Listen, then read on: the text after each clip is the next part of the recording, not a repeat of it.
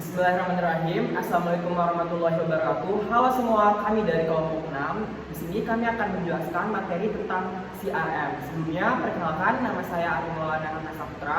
Nama saya Fitra Mulia. Nama saya Rayhan Azila Khairuddin. Nama saya Anissa Diana Paduka. Nama saya Hana Lutfi Atwa.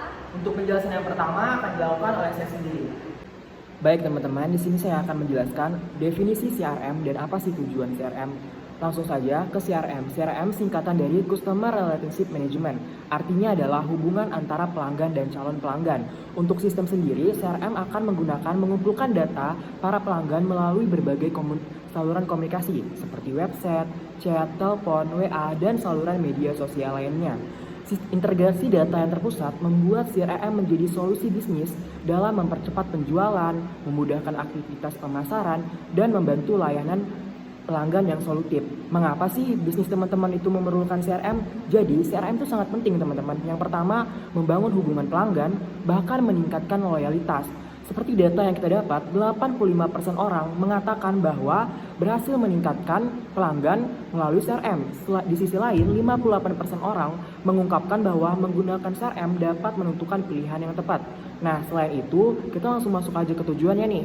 Untuk tujuan CRM itu adalah 8 teman-teman. Yang pertama, udah pasti membangun hubungan lebih dekat dengan pelanggan. Yang kedua, meningkatkan loyalitas. Yang ketiga, mendorong penjualan. Yang keempat, meningkatkan segmentasi pasar. Untuk yang kelima, memperoleh basis data yang terpusat. Dan yang keenam adalah membantu pengambilan keputusan. Yang ketujuh, meningkatkan interaksi pelanggan. Dan yang terakhir yang udah pasti, menghemat biaya operasional. Nah, jadi itu tujuan dan apa sih CRM? Oke, itu aja dari saya. Baik, selanjutnya apa sih manfaat dari sistem CRM? Jadi, manfaat utamanya itu adalah membangun hubungan yang baik dengan pelanggan. Namun tidak hanya itu, penggunaan sistem CRM ternyata juga dapat memberikan banyak manfaat lainnya, seperti manfaat bagi perusahaan, yaitu meningkatkan transparansi dan produktivitas data. Yang kedua, membangun hubungan pelanggan yang lebih baik. Yang ketiga, mempermudah kolaborasi antar tim. Dan keempat, meningkatkan pendapatan dan keuntungan bisnis. Yang kelima, meningkatkan efisiensi bisnis dalam melayani pelanggan. Yang keenam, menciptakan kepuasan staf dan yang lebih tinggi. Dan yang ketujuh, menghemat biaya operasional. Selain bermanfaat untuk perusahaan, CRM juga bermanfaat untuk pelanggan, yaitu pertama, mendapatkan pelayanan yang terbaik. Yang kedua, menerima respon dengan cepat. Yang ketiga, mudah menghubungi bisnis. Yang keempat, mendapatkan solusi atas permasalahan atau kebutuhan yang terbaik. Yang kelima, menjalin hubungan yang baik dengan perusahaan. Yang keenam, memperoleh pengalaman yang menyenangkan. Dan yang terakhir, merasa puas dan senang. Baik, selanjutnya saya akan menjelaskan tentang apa sih itu fungsi CRM. CRM memiliki fungsi yang dapat membantu bisnis yang kita jalankan. Di antaranya yang pertama yaitu melacak prospek atau calon pelanggan yang berpotensi. Lalu yang kedua, mengelola hubungan yang baik dengan pelanggan. Yang ketiga, meningkatkan penjualan dan pendapatan. Yang keempat, meningkatkan layanan dukungan pelanggan. Dan yang terakhir, mengoptimalkan bisnis yang kita jalankan. Lalu, apa aja sih tahapan-tahapan pada sistem CRM ini? Yang pertama, mendapatkan pelanggan baru atau acquire. Untuk memperoleh pelanggan baru ini, kita perlu memberikan pelayanan pelanggan yang menyenangkan. Salah satu contohnya itu adalah dengan menjalin komunikasi yang baik dengan pelanggan. Lalu yang kedua, menambah nilai dari pelanggan atau enhance. Untuk meningkatkan hubungan dengan pelanggan bisa dilakukan upselling dan cross-selling. Nah, apa sih upselling dan cross-selling ini? Upselling itu adalah menawarkan produk yang sama tetapi dengan kualitas yang berbeda atau dengan kualitas yang lebih baik dengan produk yang sebelumnya. Lalu cross-selling itu menawarkan produk tambahan. Lalu yang ketiga, ada mempertahankan pelanggan atau retain. Nah, mempertahankan pelanggan ini kita bisa melakukannya dengan cara membangun kepercayaan agar mereka mau bertahan dengan menggunakan produk atau brand yang kita punya, seperti itu. Untuk materi selanjutnya ialah komponen CRM.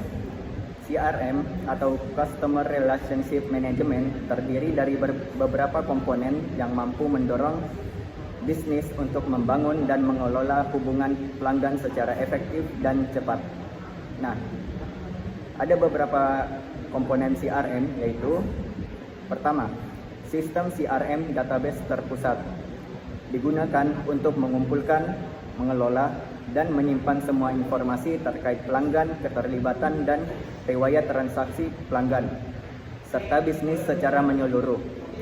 Yang kedua, manajemen peluang, yaitu membantu bisnis untuk mengelola pertumbuhan dan permintaan yang tidak terdua, serta membuat sales forecast atau perkiraan penjualan berdasarkan riwayat penjualan. Yang ketiga, analisis KPI atau Key Performance Indicator, yaitu mampu melacak dan mengukur kampanye pemasaran yang dilakukan bisnis di seluruh saluran, serta melacak analisis terkait pelanggan berdasarkan klik dan transaksi pelanggan. Yang keempat, manajemen kontak, digunakan dengan cara mengintegrasikan email, dokumen, fax, tugas, dan penjadwalan untuk akun individu.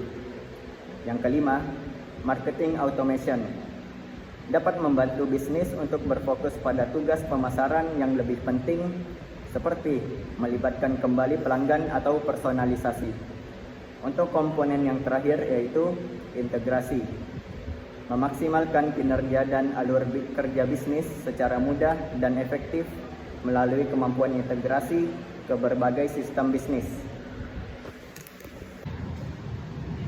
Baik, saya akan menjelaskan fondasi penting dalam CRM. Yang pertama itu ada vision. Visi CRM adalah bagaimana perusahaan yang berpusat pada pelanggan ingin terlihat atau dirasakan oleh pelanggan. Di mana ini mencakup leadership, market position, dan value proposition. Yang kedua ada strategi. Strategi CRM adalah rencana nyata untuk mengambil arah dan tujuan dari strategi bisnis.